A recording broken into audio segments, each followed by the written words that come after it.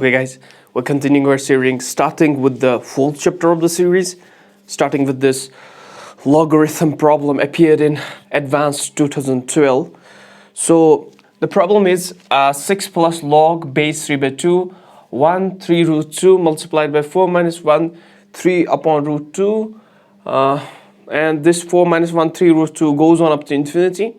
So first tip that I will give you here is that I'm gonna call this whole thing here, this whole thing all the way up to infinity, y for a second. Why will I do that? Because it will make my equation look a bit more compact. Not only that, it will help me to do the calculation faster. So I'm calling this y equals to root of 4 minus 1 upon 3 root 2. Okay, root of 4 minus 1 upon 3 root 2, and this keeps on going up to infinity. Now here, if you're clever enough, you might say, wait a minute, I also know that if I can call this whole thing as y also, because from here to infinity it can also be considered as y, because I considered this whole thing to be y. So what I'm saying is this, so I can write the next step as like this: y equals to 4 minus 1 upon 3 root 2. Okay, now this whole thing again is y, so I can replace this 4 minus 1 3 root 2 root of 4 minus 1 3 root 2 all the way up to infinity with y. So I can replace this with y. This whole thing has been replaced with y. Now why I'm doing that? Because it will help me to the calculation faster. Now I can square both sides, squaring both sides. Now if I do that, on the left I will be left, it will be y square, and here if I square it will become 4 minus y upon 3 root 2. Okay, now after that I know that this is a quadratic, so bringing it on the other side, this becomes y squared 3 root 2 y square. Okay, multiplying this with this becomes 12 root 2, bringing it on the other side becomes plus y minus 12 root 2, okay, equals to 0. Now it's a quadratic equation. Now how can I find the root? Simple, take the quadratic formula.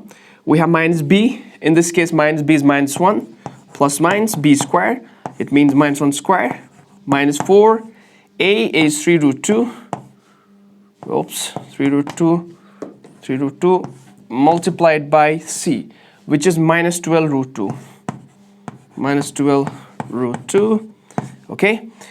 So multiplying these two roots, root 2 is 2, and 2 multiplied by this is 12, 12 multiplied by 24, 24 into 8 is 288, and it should be a plus 288.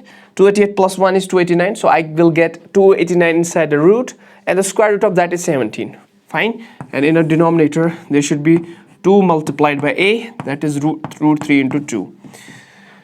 Okay, doing the further calculation, this will be minus 1 plus minus, okay, plus minus 17 upon 6 root 2.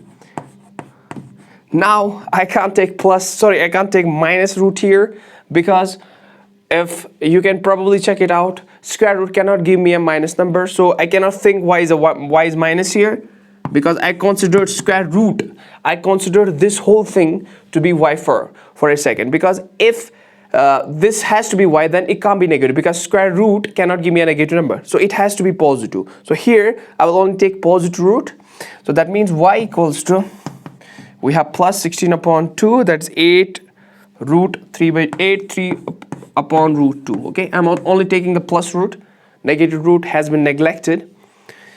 So we got this value here. What I'm gonna do next, I'm gonna keep calculating. Well. Okay, so this is the value. So in a state of this, I'm gonna plug it. So for that I need to rub the board. I'm gonna plug it.